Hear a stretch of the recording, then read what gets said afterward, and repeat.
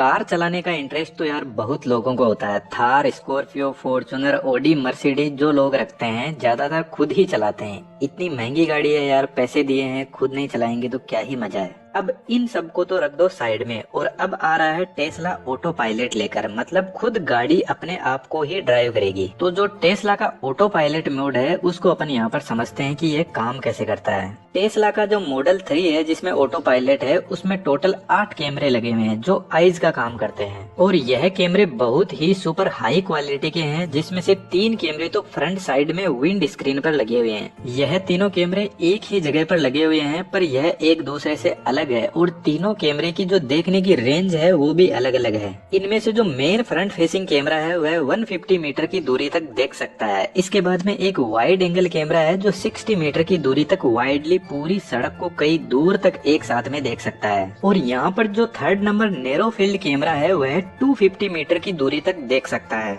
मतलब कई दूर तक देखता है। यह कैमरा वाइड एंगल कैमरे की तरह ज्यादा इधर उधर नहीं देखता है। 4 कैमरे साइड में लगे हुए हैं जिनमें से 2 कैमरे पीछे की तरफ देखते हैं और 2 आगे की तरफ देखते हैं। जो भी व्हीकल साइड में से निकल रहे हैं उनका डाटा यही कैमरे कलेक्ट करते हैं। और जो 8 नंबर कैमरा है वह पीछे की तरफ लगा हुआ है जिसकी 50 मीटर की रेंज है और यह कैमरा पार्किंग के टाइम पर काम करता है और यदि कोई क्रूशियल सिचुएशन है तो उस टाइम डाटा कलेक्ट करता है। यहाँ पर क्रूशियल सिचुएशन का मतलब है जब गाड़ी हमारी पार्किंग में रहेगी तब यह सभी कैमरे ऑन रहते हैं और पूरी एक्टिविटी को रिकॉर्ड करते हैं। तो टेस्ला की गाड़ी खड़ी है और उसके साथ में यदि आप छेड़छाड़ कर रहे हो तो बस ध्यान रखना कि गाड़ी के ओनर को गाड़ी तुरंत इन्फॉर्म कर देती है कि यह बंदा आपकी गाड़ी के साथ में कुछ घपला कर रहा है। अब यार यह तो कैमरे हैं, इनकी भी कुछ लिमिटेशंस होती है। जब मौसम क्लियर नहीं होता है, बारिश या धुंध जैसा मौसम होता है, तो ऑटो पायलट को और स्ट्रॉन्ग बनाने के लिए फ्रंट साइड में इस गाड़ी में रडार लगा हुआ है जो 160 मीटर की दूरी तक रेडियो वेव से कोई भी ऑब्जेक्ट है और साइड में से जो भी कार चल रही है उनकी साइज क्या है और वह किस स्पीड में चल रहे हैं उन सब का पता कर लेता है। अब टेस्ला की जो रडार सिस्टम की जो टेक्नोलॉजी है वह थोड़ा कंट्रोवर्शियल पॉइंट है, क्योंकि कुछ और भी कंपनियां हैं जो अपनी गाड़ियों में ऑटो पायलट पर काम कर रही है। उन गाड़ियों में लिडार सेंसर का यूज होने की बात हो रही है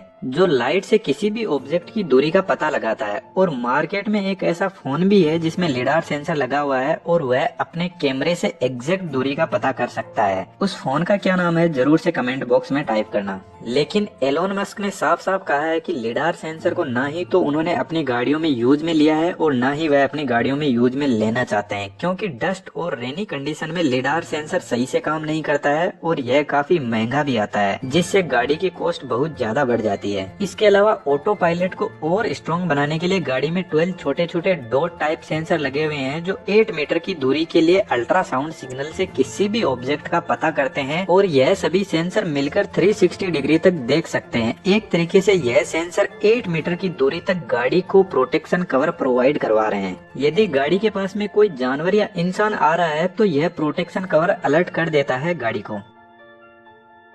अब यह कैमरा, रडार और अल्ट्रासाउंड सेंसर तो गाड़ी के लिए इनपुट का काम कर रहे हैं, जो भी बाहर की सिचुएशन है वह गाड़ी को बता रहे हैं। और इस डाटा को मैनेज करने के लिए एलोन मस्क ने वर्ल्ड की सबसे बेस्ट चिप को इस गाड़ी के इस सुपर फास्ट कंप्यूटर में काम में लिया है। टेस्ला की गाड़ी में यह जो आप स्क्रीन देख रहे हो यह इस गाड़ी का सुपर कंप्यूटर है और इस गाड़ी में जितने भी फंक्शन है उनको इसी स्क्रीन से कंट्रोल किया जाता है। स्क्रीन में बहुत ही शानदार GPS system world class mapping के साथ में इंस्टॉल्ड है। टेस्ला की जो यह फुल सेल्फ ड्राइविंग चिप है यानी कंप्यूटर का जो प्रोसेसर है इसमें 260 स्क्वायर मिलीमीटर के प्राइम सैमसंग सिलिकॉन के 6 बिलियन ट्रांजिस्टर लगे हुए हैं जो 1 सेकेंड में 26 ट्रिलियन ऑपरेशन को परफॉर्म कर सकते हैं।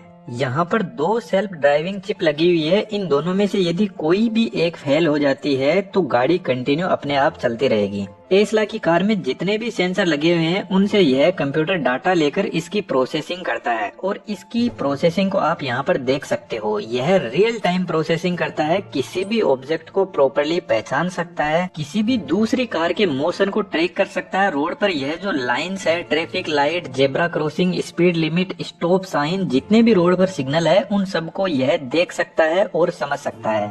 और इसके अलावा जब गाड़ी रोड पर चलेगी तो यह कंप्यूटर सिस्टम खुद अपने आप सीखता है और सेल्फ ड्राइविंग को और इम्प्रूव करता जाता है। टेस्ला की जितनी भी गाड़ियां सड़कों पर चल रही है उन सब से जो भी ड्राइविंग का डेटा कलेक्ट होता है उसको टेस्ला कलेक्ट करता है, और जो भी ड्राइविंग के नए नए एक्सपीरियंस इस डेटा सेंटर में आते हैं उन एक्सपीरियंस को सभी गाड़ियों में सेल्फ ड्राइविंग में अपडेट किया जाता है। अब यहाँ पर टेस्ला की गाड़ियों में दो टाइप के मोड आते हैं, एक ऑटो पायलट मोड और दूसरा है फुल सेल्फ ड्राइविंग मोड, जिसको शैडो मोड भी बोलते हैं। ऑटो पायलट मोड में ज्यादा फीचर्स नहीं होते हैं गाड़ी में। यदि कोई हल्का टर्न है हाईवे पर तो वह टर्न ले सकती है, लेकिन रोड पर यह जो लाइन बनी हुई है उनको क्रॉस नहीं कर सकती है। सामने वाले गाड़ी को देखकर गाड़ी अपने आप रुक सकती है, लेकिन जो फुल सेल्फ ड्राइविंग मोड है उसमें गाड़ी जब रोड पर चलती है तो इन लाइन को क्रॉस कर सकती है। ओवरटेक के टाइम सिग्नल पर गाड़ी अपने आप को रोक सकती है, स्टॉप साइन, जेब्रा क्रॉसिंग, इन सब को गाड़ी पहचान सकती है और इन पर एक्शन ले सकती है।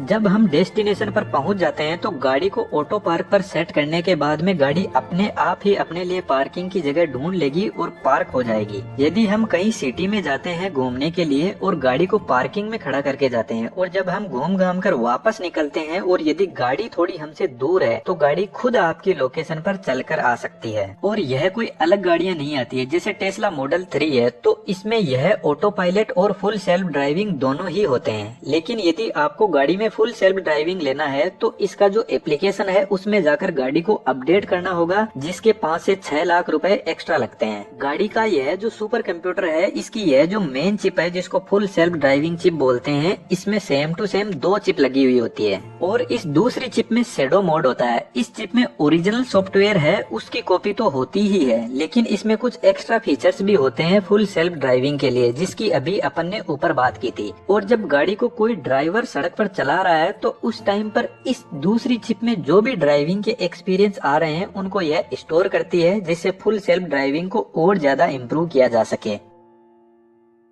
लेकिन टेस्ला का जो फुल सेल्फ ड्राइविंग मोड है यह अभी कोई बहुत ज्यादा सक्सेसफुल नहीं है। पहली बात तो यह सिर्फ हाईवे के लिए ही है।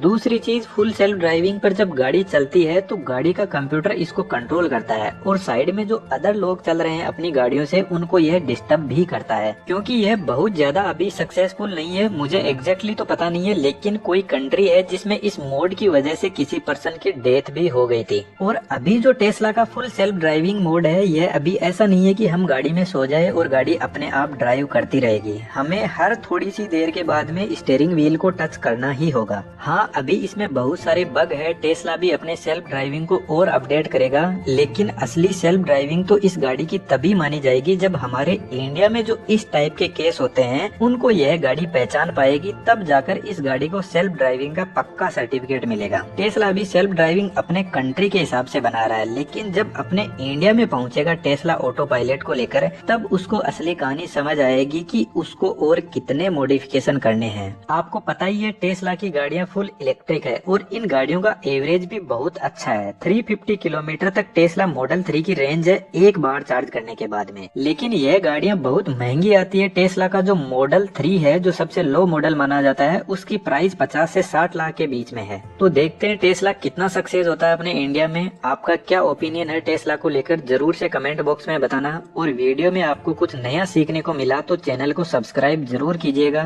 चैनल पर विजिट करोगे तो आपको ऐसे ही बहुत सारे इंटरेस्टिंग वीडियो देखने को मिल जाएंगे।